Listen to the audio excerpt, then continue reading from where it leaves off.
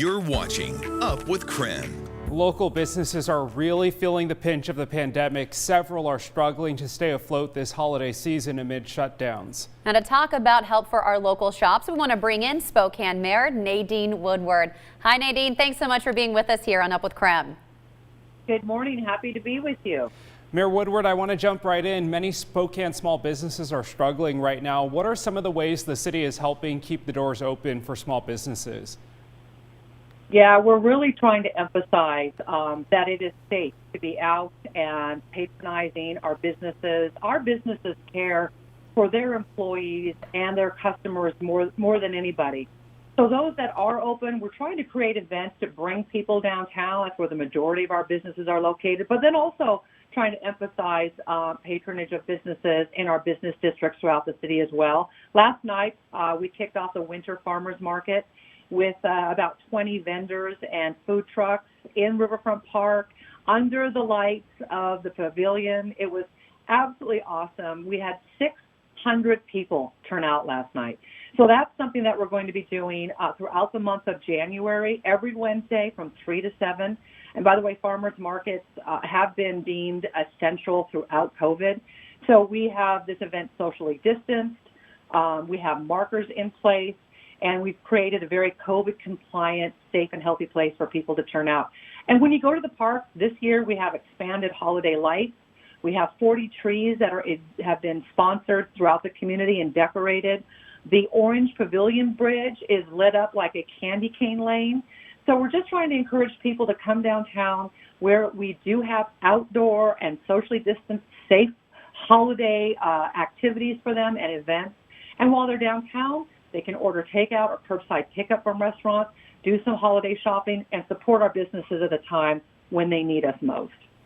And touching on the restaurants, we're seeing some places like Lucky You Lounge just flat out closing, saying it's just not cost effective to do takeout only.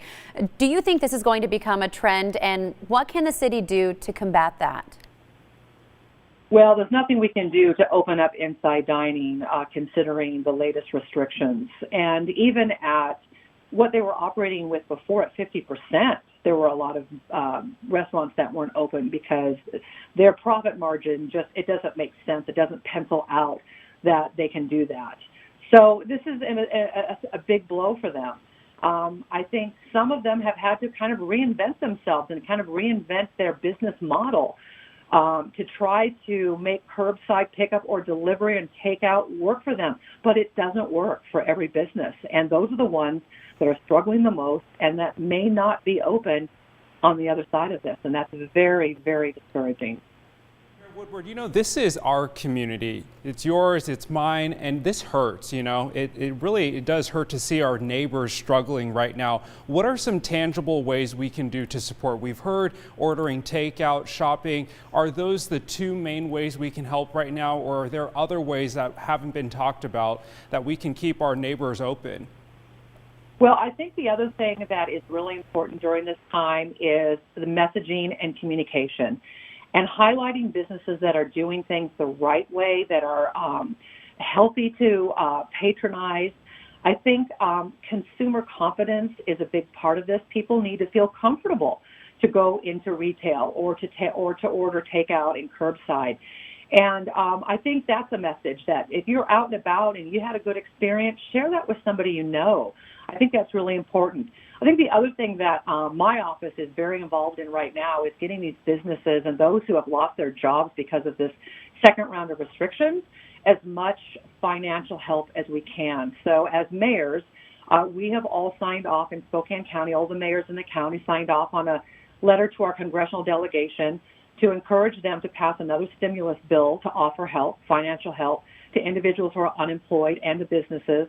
I also was in conversation with Senator Andy Billig yesterday, and we anticipate that there will be another round of CARES Act money from the state that will offer assistance as well, and hopefully bigger than the first round that we received after these new restrictions were handed out. That was $130 million. We're hoping to get more next time. And that brings up a good point, Mayor. We have this relief for local businesses. Are owners utilizing these grants, or are there any businesses that are not taking advantage of these resources that they should be?